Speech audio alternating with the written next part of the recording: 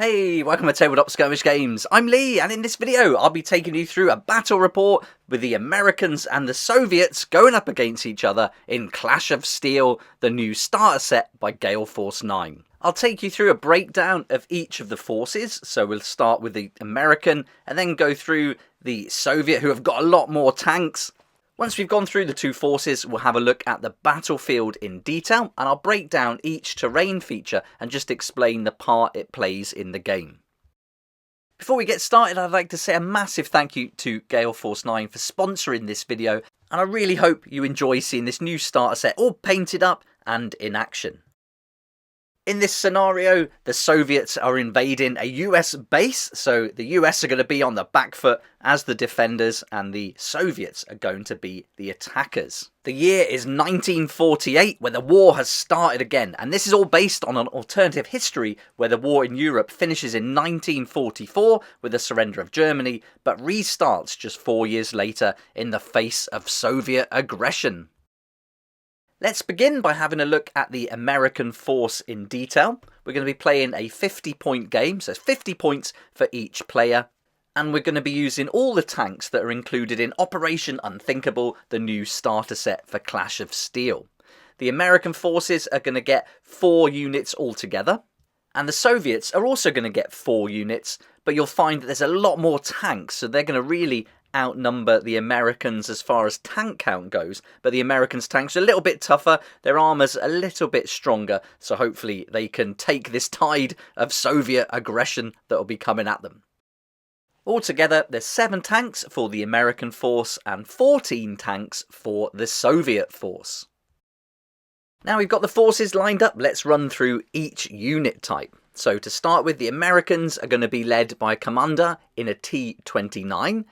Then there'll be a unit of 2 T-29s, a third unit of 2 M18 Hellcats, and 1 unit of 2 T-28s.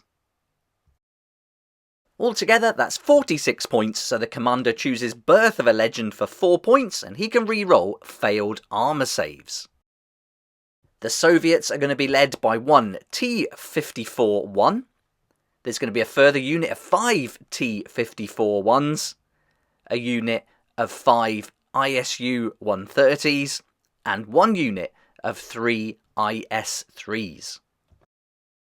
That's 45 points, so with 5 points left over, the commander chooses custom ammo, and the anti-tank rating of your commander's tank is now increased by 2. Each unit will have a unit leader, and we'll show this with a token or a crew member visible in the turret.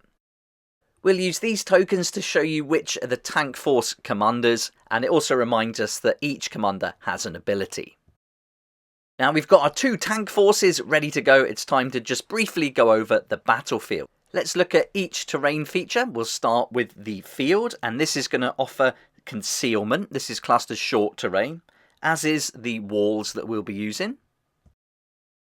We'll be using these pieces of terrain as hills and woods, and these are going to block line of sight.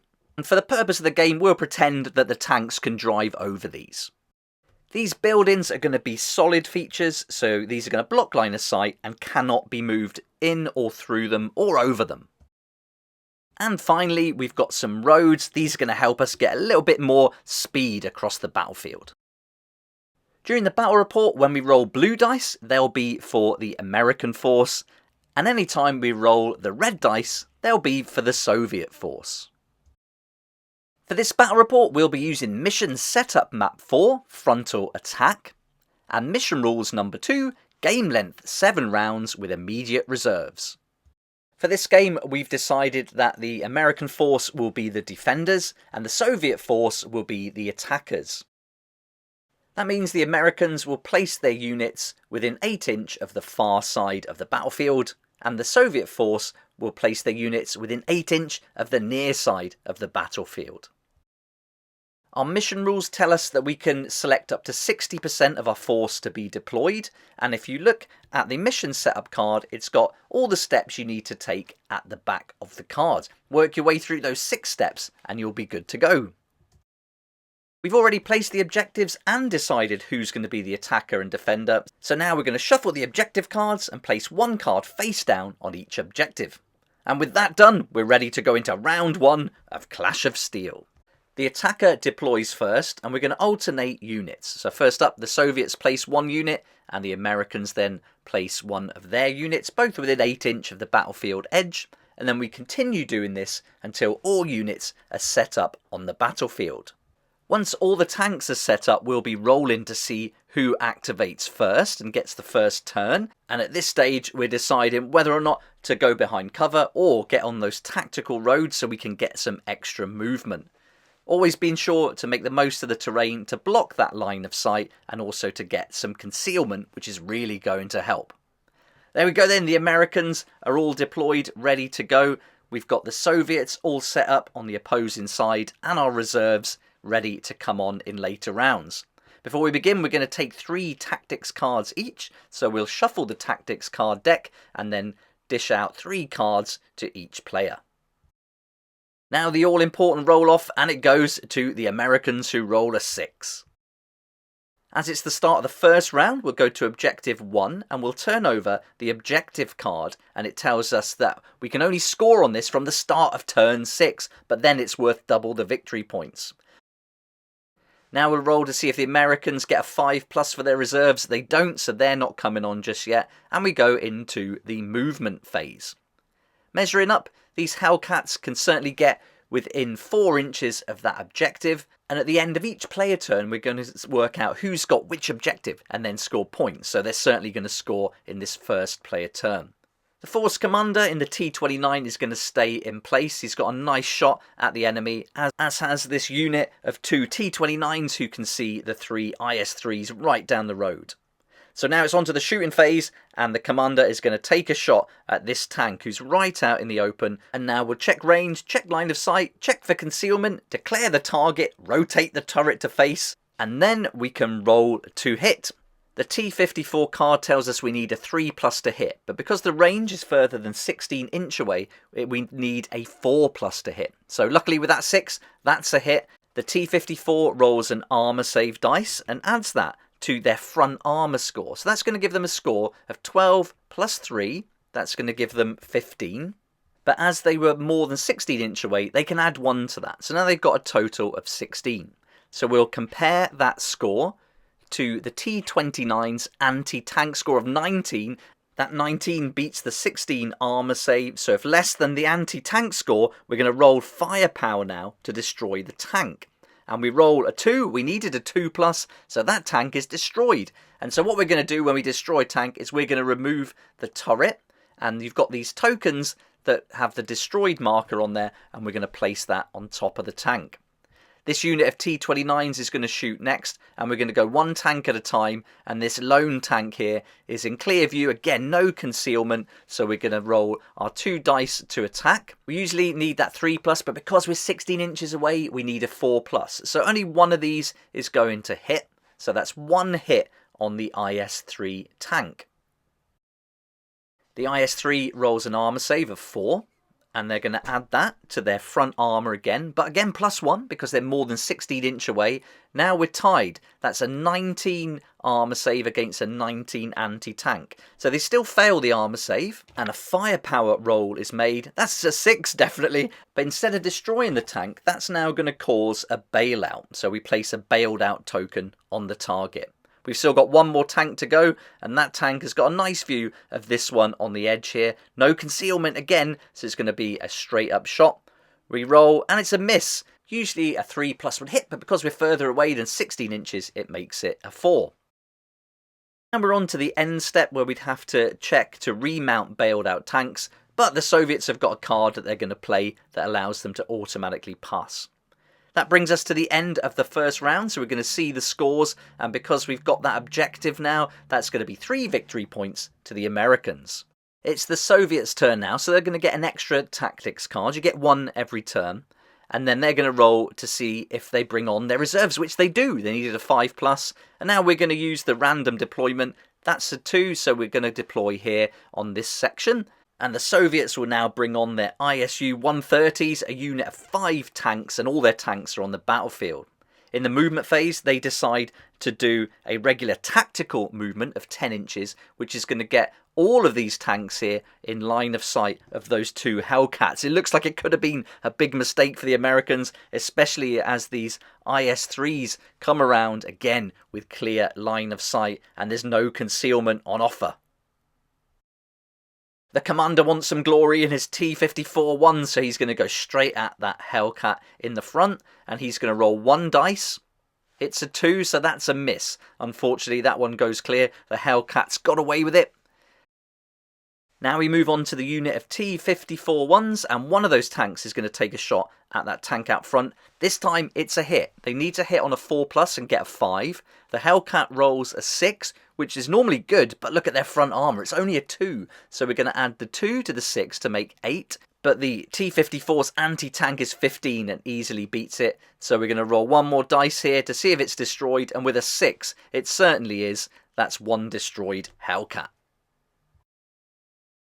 There's 3 tanks left in the T-54 unit, and they can all see part of that other Hellcat. We decided to roll them all at once, and so we're going to roll 3 dice. We need a 4+, and we get a 5, so 1 hit goes through. Hellcat makes a defense of 5 for their armor save. That's going to make 7. The anti-tank of 15 beats it, so a firepower roll is needed. 2+ gets a 3, and that's the end of the Hellcat. That's the whole unit taken out now. That was a really bad move to rush up and try and claim that objective so early.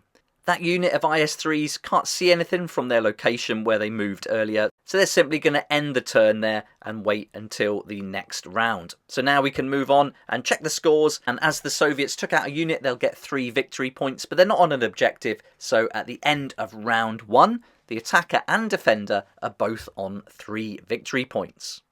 That was a devastating first round for the Americans, but now we'll move into round 2 and see if they can pull it back. Now it's round 2, we flip over that objective card, and it tells us that we dominate the ground. At the end of the game, the player that holds this objective gains 5 additional victory points, but only if there are no enemy tanks within 8 inches of this objective. Now the Americans' turn, they take a new tactic card, and they're going to choose to play one. They can choose an objective marker with a face-up card and swap it with a face-up objective card on a different objective marker. So they're going to switch these two around and just try and draw the Soviets into the battlefield a little bit more. Remember, they can't score now on the second objective until turn 6. Right, let's roll to see if we get reinforcements for the Americans. We need a 5+ on 1 dice. We don't get it, so no reinforcements. And now let's get stuck in, and it's the commander who's going to go first, followed by the T-29s. We've only got 2 units on the table. They've got to do some damage in this second round. So the T-29s have got a nice line of sight here into this collection of tanks. So they're choosing not to move.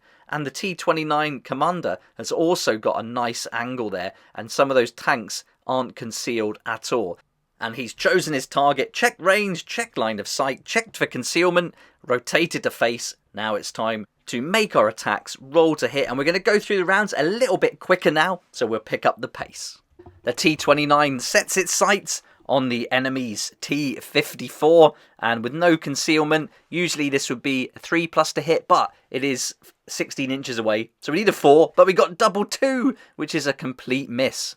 The unit of T-29s check their sights, and they can see 2 tanks. One can see the commander, so we're going to use that as our first target from just 1 tank. So it sets its sights, turns the turret, and we're going to roll 2 dice, and it's a 2 and a 1, another complete miss. This is a disaster for the Americans. Now it's time for that other tank to have a go at this one. Usually it's a 3+, but it's going to be a 5+ because of the distance and concealment. But with 2 3s, it's another miss. So the Americans' turn is over, and now it's over to the Soviets. We've got no steps to take, no one's bailed out, so the Soviets now are going to go into the movement phase. Before we do that though, they do get 1 extra tactics cards to add to their pack. Movement begins with the ISU 130s. They're going to do a full movement, so they're not going to be able to shoot, but they're going to do a cross-country dash. This allows them to move 18 inches into a great position. The commander and the unit of T-54s closes down with a 10-inch move. They can make 1 shot per tank in the shooting phase, and then the IS-3s go in, claim the objective, take some cover, and line up on the commander. Now it's time for the shooting phase, and look at all these turrets pointing at this one tank. These two at the back seem to have got away with it, but it's not looking good for the commander of the American force. The Soviet leader goes first, and he rolls a dice. He needs a 4 to hit, +1 for concealment, so that's a miss. But these 4 tanks can all see. He's going to be concealed though, so he's going to get a benefit from that. So all 4 tanks are going to roll at once. We're going to roll 4d6, needing a 4+ normally, but it's slow firing. So +1 to hit, +1 for the concealment. We get a hit with the 6 though, so now it's time for the T29 to make an armor save. And on a 2, it fails the armor save. That's a disaster. Now normally this combination of 16 front armor against 15 anti-tank would be enough to make the armor save successful, but we made a mistake. We included the custom ammo for this unit and not the commander. And so the commander of the American force used his reroll. That's his ability that he's got. And then that was enough to match what would be 15 + 2 for that ability. And so now we roll to see if he bails out, and on a 2+ for the firepower, that means he does bail out. So we add the bailed out token, and this is not good at all for the Americans as we get to the end of round 2, but it's not over yet because we've still got all these IS-3s to take a shot. There's 3 of them. They need a 6 as well. They're slow firing also, and he's got that concealment. That's 1 hit, but a tactic card is played by the American to automatically save it. And then the Soviets are really pleased with themselves because they can cancel the effect of that tactic. So he has to make an armor save. And here we go, a 1. Doesn't sound good, but combined with 14 for the front armor, 15 is enough to beat the anti-tank of 14 of the Soviets. That's enough to keep him in the game. He's hanging in there, and in the end step he does have a chance to get rid of that bailed out token and remount the tank. So let's do a roll, and we've got a 4. Now we need to equal or beat our motivation. And we did, so great news, we can remove that bailed out token, and now the crew has remounted and we're back in business. But let's top up the scores. We've got 2 objectives for the Soviets, but this objective condition here doesn't allow them to score that one just yet. So it's going to put them on just 3 for objective number 1, with a total of 6 victory points for the attacker and 3 for the defender. And now we're going to move in to round 3, and hopefully the Americans can bring on their reinforcements. The Americans get their tactics card, and then it's time to roll 3 dice now as it's round 3. We need 1 5+. Finally, we get a 6, and the reinforcements can arrive. They're going to arrive in zone 1, and if we check our mission card, it tells us here they're going to go in this section of the deployment, which is great. We want it up in that top corner to get objective 1 secured later on. So the tanks have come on. They're within 8 inch of the battlefield edge and ready to go. It's the movement phase now for the Americans, and 1 tank from the unit is going to move into position. The other one's going to stay still, just turn the turret slightly, and everyone else is going to stay where they are. The Americans are trying to clear this objective number 1 now. So the T29, one of them is going to take a shot into the side of the T54. So he hasn't moved yet, this one. Usually you'd need a 3+, but it's concealed and more than 16 inches. But a 6 does it, so that's 1 hit. The T54 rolls a 1 and adds that to its armor. Oh, the wrong card. Let's put it in the right place. There we go. So side armor 10 against the anti-tank 19. That's a big win. And so we'll roll now. Needed a 2+ on our firepower, and that's destroyed that tank. And that was the leader too, which was a really good move. So that's 1 out of the 3 down. Now the second tank is eyeing up this other one here, and he's going to take a shot. He's moved, so it gets +1 because he's moved. So that makes a 5 needed with the concealment. That's a miss. Now we're on to the T28, who's got a nice shot onto this tank here. It's going to get concealed. It's more than 16 inches. It's only 1 dice, and it's a massive fail with a 1. That's a terrible shot. Okay, this tank's got to go, though, and he's got a clear shot at the leader. It's over 16 inches, and he's concealed, so he needs to get a good score. And with a 6, that's a really good hit. Now the tank commander there has to make an armor save roll. He rolls a 4. He's going to add that to his front armor. That makes it 18. That's less than the T28's anti-tank of 19. So now on a 2+ firepower roll, that'll be destroyed. And it's a 5. That takes out the leader of the Soviet force. They really needed that. That's going to be good for morale, that one, as they take him out. 1 more destroyed tank. Now it's the turn of the American commander to have a go at this unit here. Now there's only a couple who can actually shoot without moving, so he's going to aim at one of them, and they're concealed, but he's in range, so a 4 is enough to actually hit that one. Let's see what the armor save is, and he's going to roll a 1. We're going to add that to the front armor. That makes it a 10. The 19 anti-tank certainly beats it, so let's see if we can get a firepower of 2+. And it's a 1. That's terrible. Doesn't do anything, but he does get bailed out, so he does have to place a bailed out token there. That's all the shooting. Now we're going to go into the ending step, and so we're going to have to reassign this leader. Gets a good score with the dice roll there, so it needed to be a 3+, and he assigns the new leader of the force. And for the ISU 130, he needed to beat his motivation of 3. He didn't, so he remains bailed out.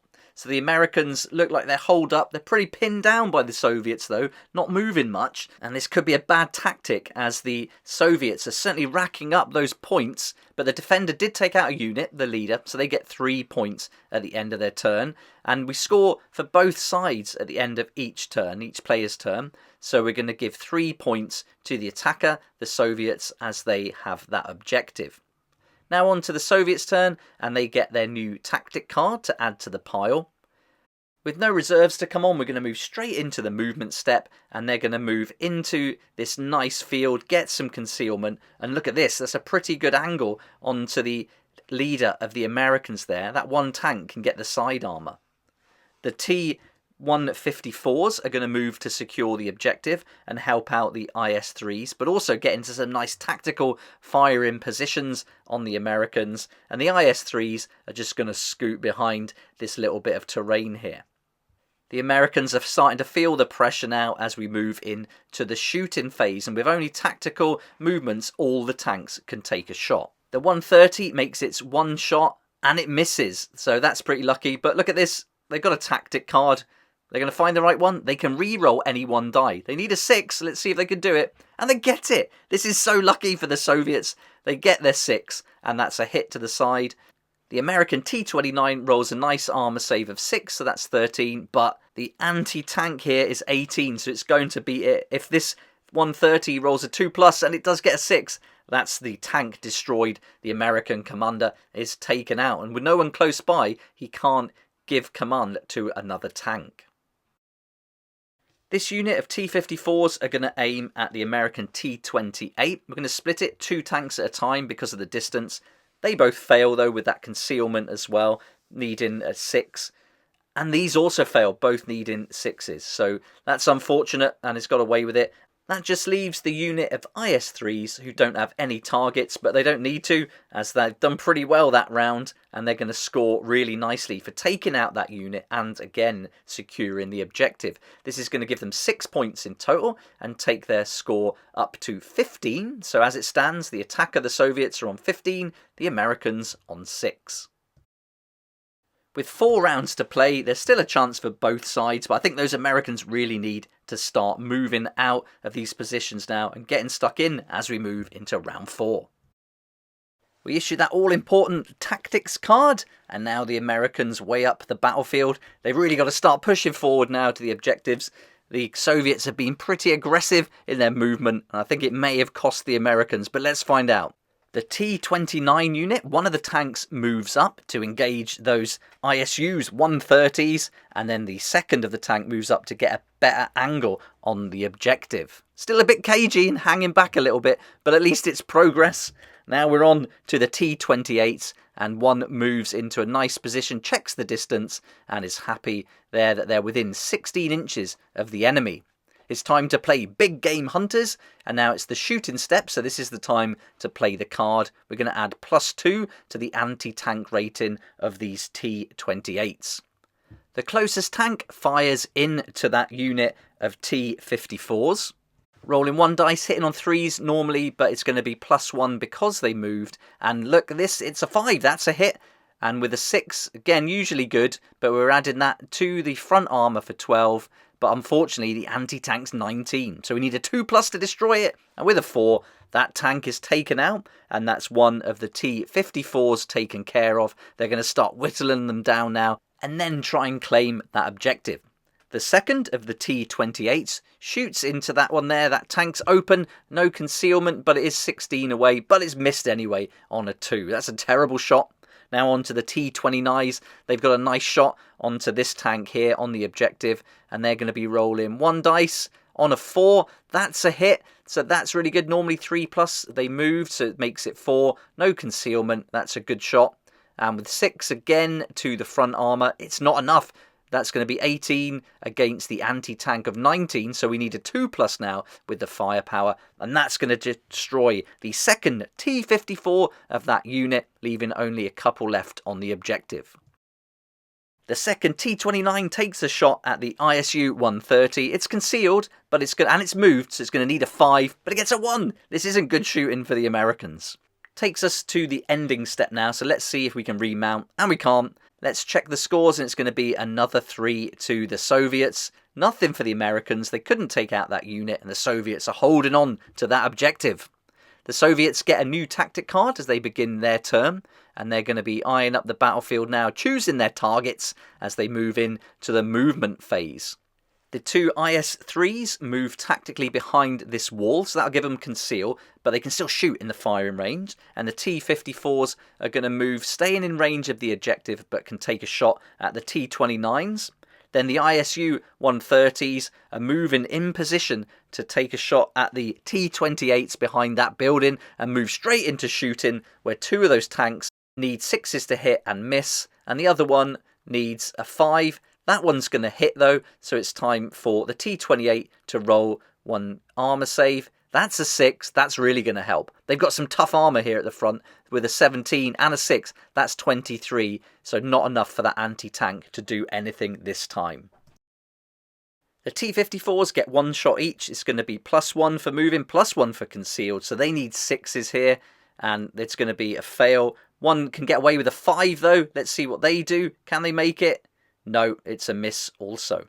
Now we're on to the IS-3s. They're going to take a shot at this tank here, and with a 4+, no concealment, but they did move, so they needed 5. And let's see, no, there's 2 misses, so no good there.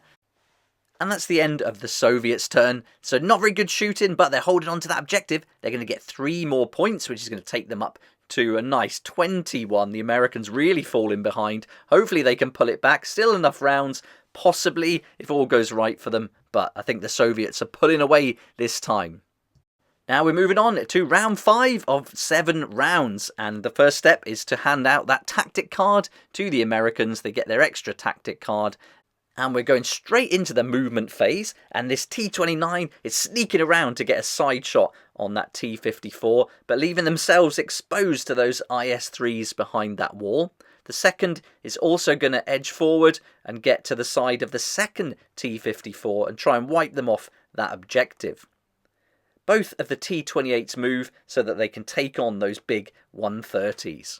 Into shooting now with the T-29 taking on the first of the T-54 with a hit. That's really nice. They needed a 4, but they got a 5. And in the side armour, this isn't looking good for that T-54. Now they need a 2+ to take them out. Let's see if they can get it. And they certainly can with a 6. And that destroys one of those tanks. They only need to take that other one out to get them off the objective and to get a nice 3 points for destroying a unit. Let's see what the second of the T-29s can do.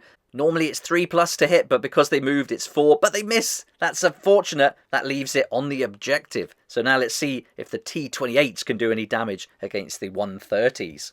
We're going to roll one at a time, and let's see. That's a miss. The second one, an even worse miss. This is terrible shooting by the Americans. They're just not getting any luck here in the shooting department. And that ends their shooting phase. Let's see if this one bails out this time for the Soviets, and it does, so we can remove the bailed out token as the crew remounts. The Soviets get more points for having that objective at the end of the Americans' turn. They're on 24, Americans on 6, and in the starting step of the Soviets' turn, they play a sneaky General's Orders. Discard an objective card from one objective marker. They choose this one, so we'll get rid of Dominate the Ground. They didn't want to give any points away there to the Americans, and it's replaced with Demolition. This could be worse for them, actually. This gives a chance of 5 victory points to be achieved immediately, just by moving within 4 inches of it. Movement phase now, and the IS-3s are just going to stay where they are. They're getting the turrets moved ahead of time. The T-54 is also going to stay put. Those 130s don't want to move either, and they're just going to shoot straight at the T-28.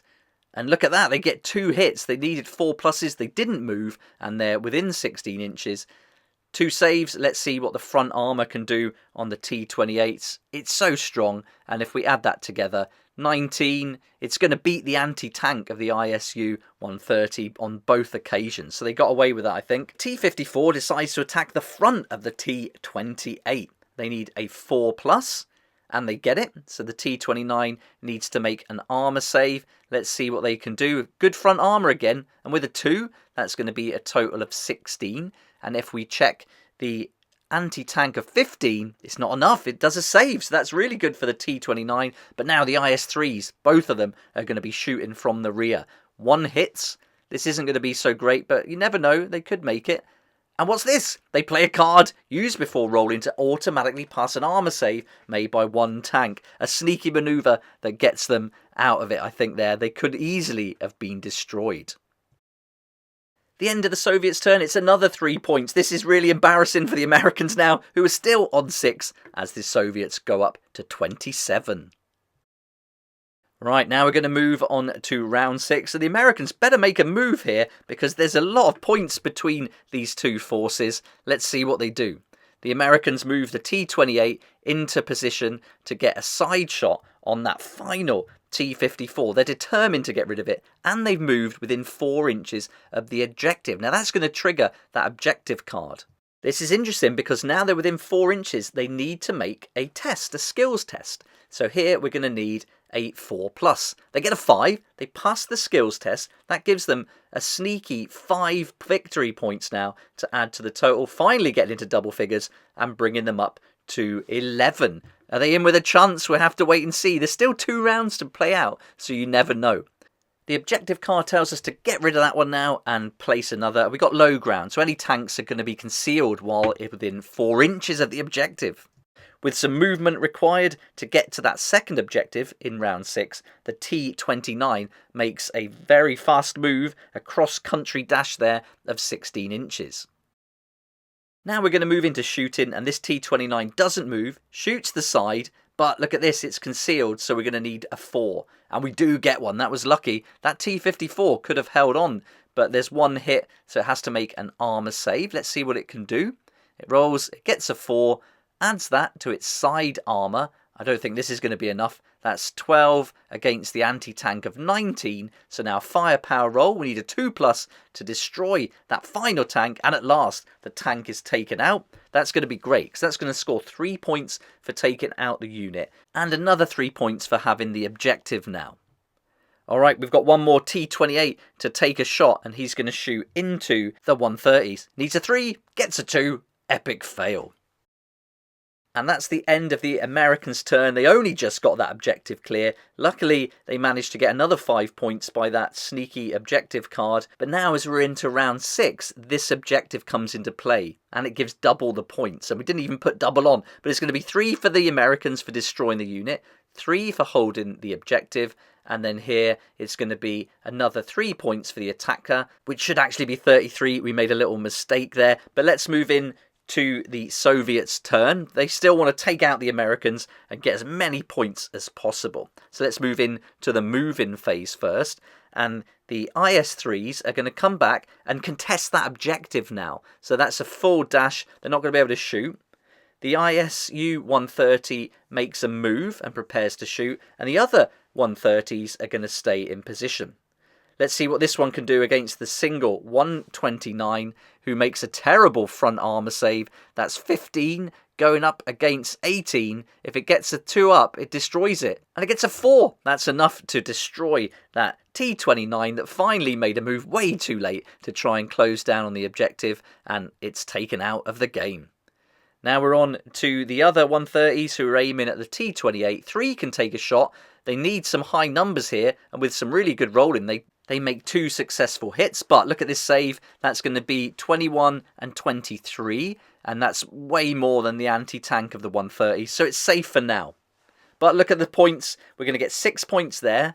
This one's contested, so no one gets any points there. So it looks like it's going to be 3 points for the attacker, plus another 3 because it's double. Again, we forgot to add it on, so we're going to call it there. That's the end of the game. The Soviets won, took out the Americans, and have captured their base, giving them a strategic position in the war. That was a decisive victory for the Soviets there, and let's add those other 3 points on to take it up to 36. So they certainly did take out the Americans, double the points there. I think the Americans a bit cagey, hanging back. They should have moved forward and tried to get those objectives. Maybe they were put off by the Hellcats being taken out so early on in the game, I think. There we go, that's the battle report for Clash of Steel, the new game by Gale Force 9, and I hope you enjoyed seeing it in action.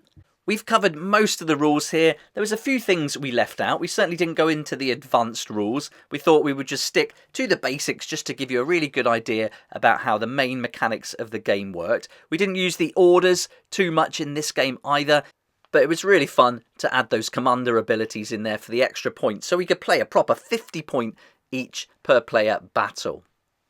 There's certainly a lot more you can get stuck in with this game, and as you can see here in the book, there's lots of different tactics. We could go further with reserves. You've got ambush mechanics built in as well, special rules like night fighting and that kind of thing. And the book's really well laid out, which really helps to decide what part of the tanks you can hit, when they're concealed, when they're not, and the movement step is also laid out really well. You've got a terrain table there, which is helpful when setting up the battlefield. And all round, I think it's a really fun game that you could certainly get a lot out of. And for the price of this starter set, I think it's a bargain. You get 21 tanks, all the tokens you need to play, some great quality cards, and just a good, fun game to get out on the tabletop and roll some dice with. I hope you'll excuse us for any mistakes. I'm sure we've made some in here, but it's a brand new game and it's been great fun learning the rules. There's still a lot to look at and get through with it, and I've really enjoyed giving it a go and getting the tanks built, painted up and playing with them on the table. The 15mm scale is really fun. You can get so many tanks going at once, and I think the terrain is also really interesting. You can use things like these doormats, which are perfect for fields, and then making some hills and some buildings. It doesn't take much to get a table full of terrain.